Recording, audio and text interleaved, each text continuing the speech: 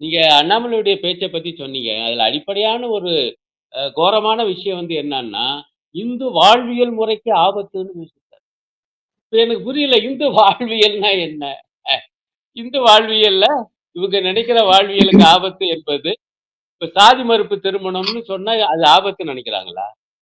சமஸ்கிருத ஆதிக்கம் கூடாதுய்யா! அப்படின்னு சொன்னா அது ஆபத்துன்னு நெனைக்கிறாங்களா? நாங்க கூட பேசிக்கிட்டே இருந்தோம் பல விவாதங்கள்ல.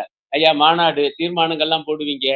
அதுல மிக முக்கியமான 3 தீர்மானங்கள் குறித்து நான் வந்து ஊடகங்கள்ல பேசினேன். என்னுடைய முகநூல்களில் போட்டேன். அது என்னன்னா, குறைந்தபட்சம் தமிழ் கடவுளுடைய அறுபடை வீடுகளிலாவது, அந்த கோயில்களிலாவது தமிழில் மட்டுமே அர்ச்சனை வேண்டும் என்று தீர்மானம் போடுகிறார். பேச்சே காணோமே.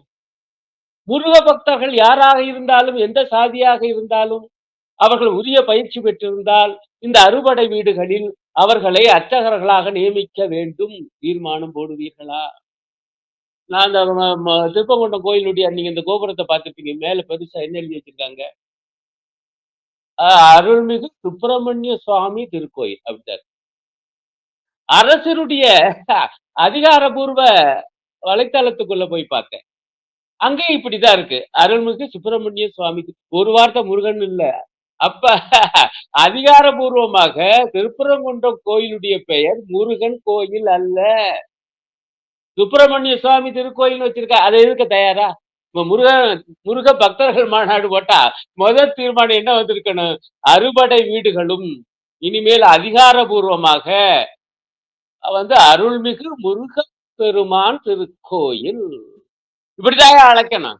மக்கள் வேணா சொல்லிட்டு போட்டும் சுப்பிரமணிய சுவாமி திருக்கோயில். அது ஏன்னா ரொம்ப காலமா வந்துருச்சு. நான் அந்த வரலாறுக்குள்ள கூட போகல. யார் பண்ண புரட்டு அது? முருகன எப்படி சுப்பிரமணியனா மாத்துனாங்க? இதுக்குள்ள கூட நான் போகல. மக்கள் சொல்லட்டும்யா.